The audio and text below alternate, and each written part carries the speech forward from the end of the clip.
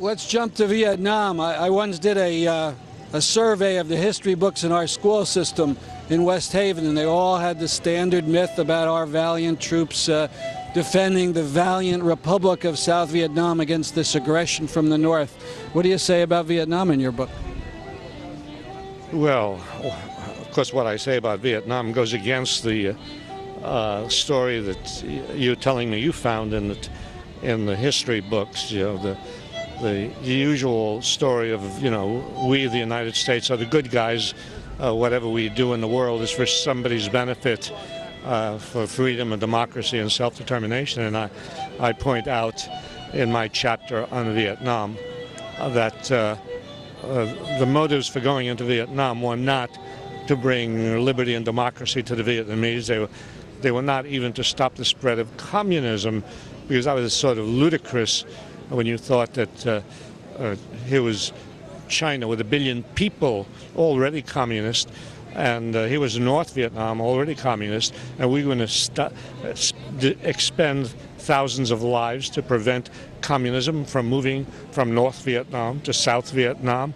And there was something absurd about that, something absurd about the idea that whether South Vietnam went communist or not would be a great either boon or blow to the world communist movement. And when you looked into the story behind the Vietnam War, well, if you simply read the Pentagon Papers, which were the Defense Department's secret history of the Vietnam War, the government's own documents show that the real motives for going into Vietnam were geostrategic, geopolitical. The words that kept cropping up in the memos that went back and forth from the National Security Council to the State Department, the words kept coming up to explain our interest in Southeast Asia were tin, rubber, and oil.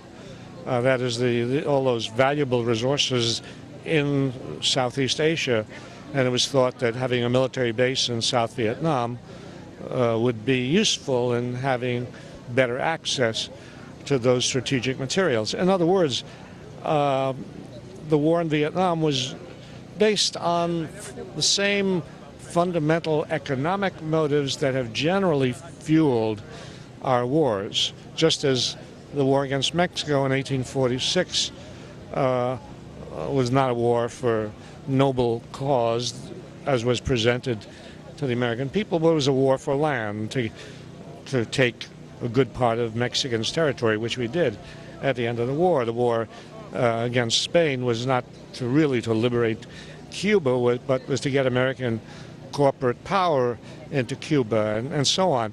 Well, just as today, the war in Iraq presented as a war, who knows, to end the Saddam dictatorship or to bring democracy to the Iraqis. And it's not hard to see that the real motive is oil.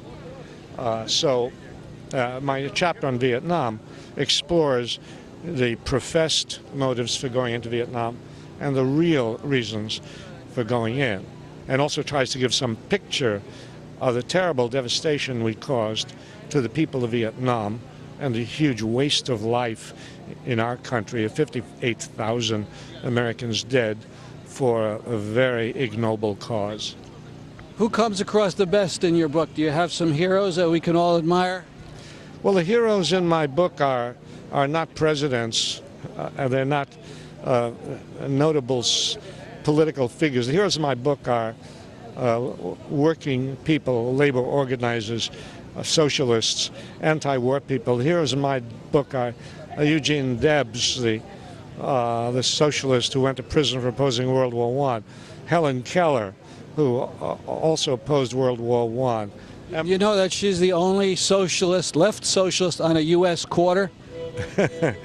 I didn't know she was on a U.S. quarter. Absolutely, on one of these state quarters, Alabama. Oh, no, well, of course she's from Alabama, but I didn't know. That's interesting. I'm glad I'm learning something from this conversation.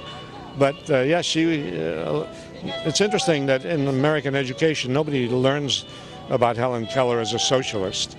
You know, they learn about her as a handicapped kid who became famous, but you never hear that she was a socialist agitator against war. So, yeah, my heroes are people like that. My heroes are the black people in the South who fought against, racial segregation. And so it's a whole different set of heroes. Well, this is great, and but I don't want to tire you out. I know you're going to speak again tonight. Thank you very much for this interview. Well, nice talking with you.